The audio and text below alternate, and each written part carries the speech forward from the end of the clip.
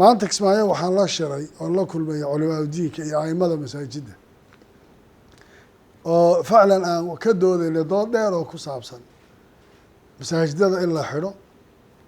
cudurkan sababtii dhibaatada jirta mar haddii iskuuladii iyo malcaamadii qur-aanka iyo kulli la xidhay sabab hadda loogu sii tukada inayna u jirin oo taraawiixda iyo tahajudka iyo salaadaha faralkaa kulligood dadka loo baahanya inay guryahooda ku tukadaan oy sababtu tahay waad ogtihiin waxaa la yidhi laba mitir ha laysu jirsado oo yaan laysu dhowaan oo taabashaa lagu kala qaadaa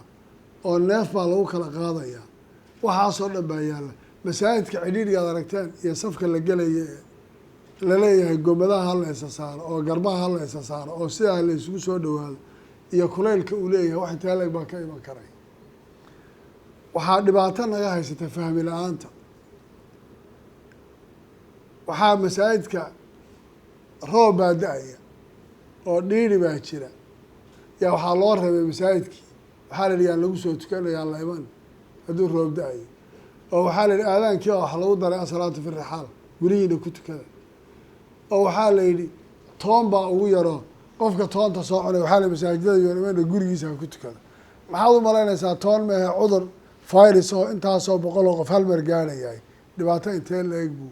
keenaya waxaan aada hadda uga hadlaynay inaan masaajidada la xidho awalan salaadaha faralkaa ilaa talaadada la tukado talaadada haddii la gaadhana masaajidada si kulliyana loo xidho qofkuna hadduu cibaadaysanayo ramadaan baan ku jiraa 10kii dambe waxaa ugu fiican aad la cibaadaystaa islaantaada iyo carruurtaada inaad la cibaadaysto reerkaaga aada ilaahay baryadiisa aada barayso reerkaaga aad ka bilowdaa fiican mujtamacaada aada dhibaato kale u geysan taa culimada soomaaliyeed waxaa ila qumanan arkayaa inay fahmiga una ka khaldamin waxaa laga taxadarayo ma aha qadar ilaahay in la diidayo laakiin qadarta ilaahay baan ka cararaynaa oo qadarta ilaahay baan u cararaynaa suldada iyo dadka mas-uuliyiintana waxaa faran inay dadka dantooda ku hogaamiyo dadku hogaamintu waa qofka maslaxadiisa in lagu hogaamiyo ma aha hogaamintu dadku wax iyagu rabaan in la dabagalo la daba socdo waxaan u sheegaynaa dadku inay qaataan awaamirta la siiyey ee ku saabsan cudurkan in la xidho masaajidada meelaha la isugu imanayo inaan joojino baabuurta koronkorada loo fuulayo oo gaari walba lagu daayo tiradii fuuli jirtay ee kuraasta lahayd kala badh haddii kale aan laamaha amniga farayna inay markaa intay ka dejiyaan dadkaas ay baabuurkaana la ganaaxi doonaa haddii ilahay yidhaah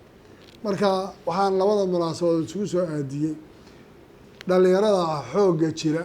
ee maanta isagu dadka wacyigelin kara bulshada soomaaliyeedna maanta waxay u baahan tahay wacyigelin dhab ah oo lagala hadlo cudurkan iyo siduu yahay iyo sida ay munaasab u tahay waxaan rabaa inaan dhalinyarada soomaaliyeed u sheego haddii shalay dhalinyaradii SYL ay ka cararayeen gumaysi lagu hayo iyo waddankoo la haysto gooliyoodir ahaayeen dhalinyarada maanta joogtahay cudurkaani intii shalay gumaysigu inaga dilaya 3 laab 4 laab 5 laab 100 laab buu maanta cudurkaani dilaya oo u dhibaataynaya mujtamacana kulli inta badan uu hayo waxaad arkaysaa waxaa leelehay hebel qandho yar baa qabatay urtaa ka tagtay dhadhankaa ka tegay maxaybaa waxaasoo dhan waa dhibaatada taalla markaa dhalinyaroy maanta waa doorkiini waxaa loo baahaya dadka inaad wacyigelisaan makarafoonna qaadataan wax u sheegtaan wadaadadowna culimoy waa wax mas-uuliyad ilaahay hortiisa kaa saarane dadka qadarta meelaan jirin ha ka geynina raaca nabi maxamed caleyhi salaatu wasalaam sunnadiisii asbaabaha masaajidada waxyaalaha laga reebay iyo sababaha looga joojiyay dadka laga reebay intaad dib u fiirisaan xanuunkaani inta uu ka badan yahay ka labanlaab badan yahay kuwa markaa loo cilaynaya masaajidka 10 baa la yihi qof soo cunayona naga imana masaajidka maxaad u malaynaysaa qof cudur noocaasoo intaasoo boqol hal mar qoficiisa ama taabashadiisa ama hindhisadiisu ay gaadhsiin karayso